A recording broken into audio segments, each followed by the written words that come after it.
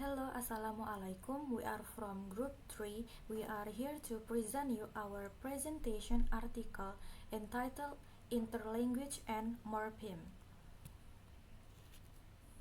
Here is our member, which consists of myself, Hanna Nabila, Nur Okta, Safaah Setyoningtiyas, Nafis Syah, Adyra Yasa, Dhiny Nada, and the last one is Dhiny Nada.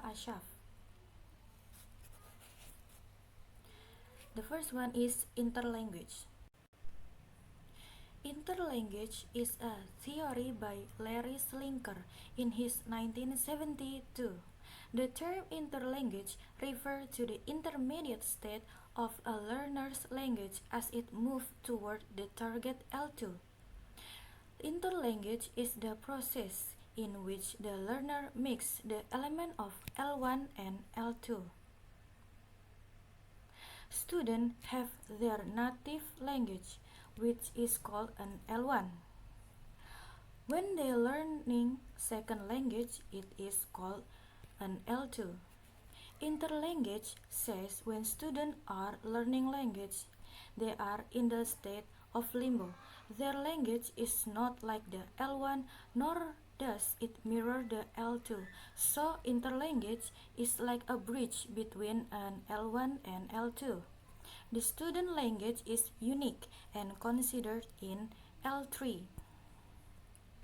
Next is the characteristic of interlanguage. First is systematic. At any particular point or stage development, the interlanguage is governed by rules which constitute the learner's internal grammar. Second, dynamic. The system of rules that learners have in their minds changes frequently or is in the state of flux, resulting in a succession of interim grammars. The third is variable. Although the interlanguage is systematic, differences in context results in different patterns of language use. Fourth, reduced system both in form and function. The characteristic of reduced form refers to the less complex grammatical structures that typically occurs in an interlanguage compared to the target language. The characteristic of reduced function refers to the smaller range of communicative needs typically served by an interlanguage. That is my part. Next is Nur Okta. Slinker 1972 stresses that there are differences between EL development in SLA and L1 acquisition by children, including different cognitive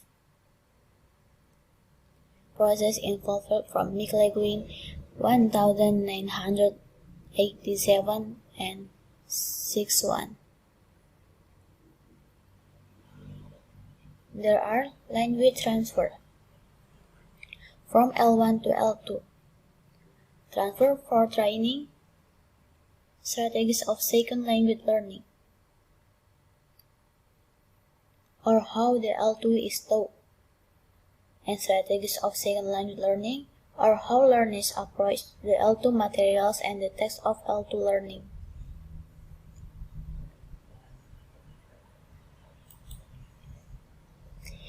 And there are strategies of second language communication.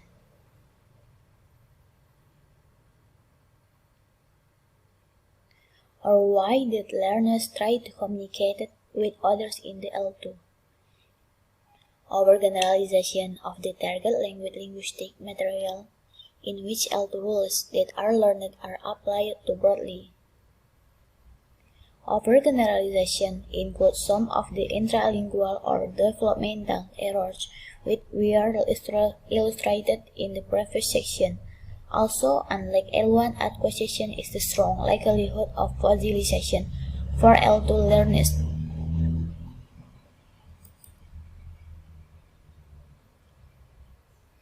The probability in that will cause their EL development in some respect before the right target language norms in spite of continuing L2 input and passage of time.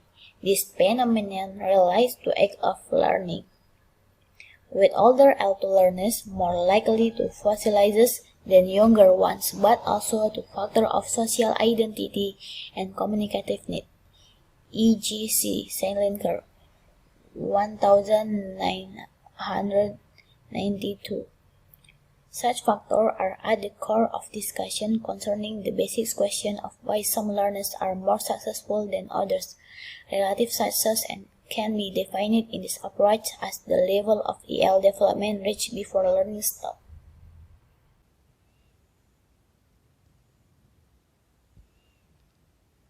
Interlanguage is a process in learning second language. Someone who learns second language must experience the interlanguage. In the initial state and very early state of second language development is usually someone who in unschooled or untutored often involve only the word second language memorized routinely and incorporated into the first language structural frame. Someone may combine word first language and second language into the sentence. For the example, the Chinese people who are the first language is Chinese is learning English, then involve the word second language and then put it into the first language structural frame. The Chinese will say this is delicious, but they only can say delicious, and then they combine the first language or Chinese language and English language into the sentence. The second example is Indonesian people who the first language is Indonesian is learning English. They maybe will say beautiful flower, but they only can say bunga yang beautiful because they don't know the word bunga in English, so they combine the Indonesian and English language into a sentence. The sentence the delicious and bunga yang beautiful is not first language and is not second language. The sentences cannot be said as first language and cannot be said as second language too. But this is interlanguage, which involve the second language word incorporated into the first language structural frame. Actually, this is normal when someone is learning English or someone is learning second language. Should individuals be considered fossilized in second language development because they retain a foreign accent, for instance, in speech or productive fluency in other aspects of target language? Before I answer that question, I will tell you guys what is the fossilizations. Fossilizations is referred to the process in which incorrect language becomes a habit and can easily be corrected. For example, when language is not properly transferred from the native language to the second language learner, or when grammatical and speaking rules are not properly taught. Okay, nowadays, many of politicians and actors or faculty members and students, they can speak and write fluently in their second language and they're sounding native, even more fluently than many native speakers. Since the people who sounding native may be misinterpreted by native speakers as implying corresponding native social and cultural advantage. So what is the native speaker? Native speaker is the persons who use their language as their first language, or the speaker who speak or writes using a native language or mother tongue. We know that English used in a part of this world. It has been auxiliary or official language in some country, but differs for any native variety in Great Britain or USA. There are controversies between native speaker and language learner. There are assumptions that the ultimate goal for all second language learners should look like a native speaker. Maybe it sounds like imperialistic. The concept of interlanguage as a system of learner language is generally taken for granted now. Although Controversies between native speaker and language learner remain concerning in specific nature and should be measured of native speaker norms. Okay, I will explain about morpheme order studies. An approach to SLA introduced by Dhiny and Bird that focus on the sequence in which specific English grammatical morphemes are acquired. Claims are made of a natural order. These studies were based on the assumption that there exists a universal and natural order for morpheme acquisition that all learners follow regardless of their background. That means morpheme studies refer to the series of studies that have investigated the acquisition order of grammatical morphemes. And then, what is inflection? Inflection adds one or more unit of meaning to the base form of a word to give it a more specific meaning.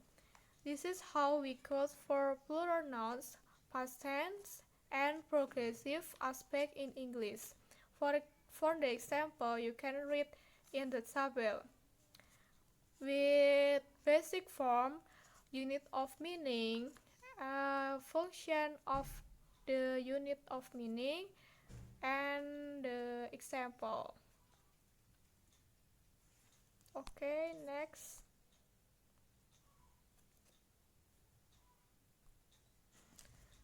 Roger Brown provided the first baseline information on L1 acquisition sequence by tracking the order in which three children mastered the production of a set of grammatical morphemes in English, including inflection, which mark tense on verbs, and plural number on nouns. And study of natural order of morpheme acquisition done by Roger Brown in 1973.